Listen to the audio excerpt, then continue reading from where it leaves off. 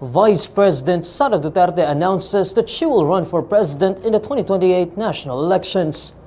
In a press conference on Wednesday, February 18, Duterte first apologizes to the public for partnering with President Bongbong Marcos in the 2022 elections and helping him secure the presidency. She also accuses the president of failing to fulfill his duty and deliver on his campaign promises. Mga kababayan, humihingi ako ng paumanhin.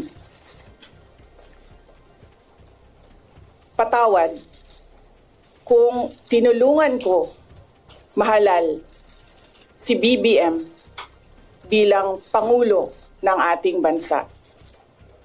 Patawad kung hanggang ngayon ay marami pa ring Pilipino ang nalulunod sa baha nang dahil sa malawakang korupsyon.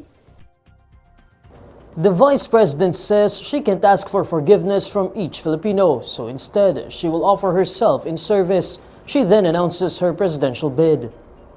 I cannot kneel before each and every Filipino to beg for forgiveness. Instead,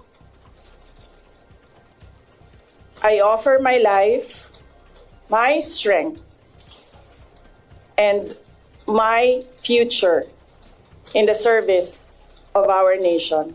Mga kababayan, ibalik natin ang tapang at malasakit para sa Diyos, sa bayan, at para sa bawat pamilyang Pilipino.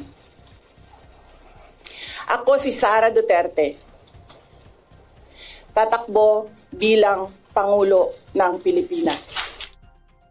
Duterte currently faces fresh impeachment complaints at the House of Representatives. 3 separate complaints were filed against the Vice President, citing her alleged misuse of confidential funds and other possible violations of the Constitution.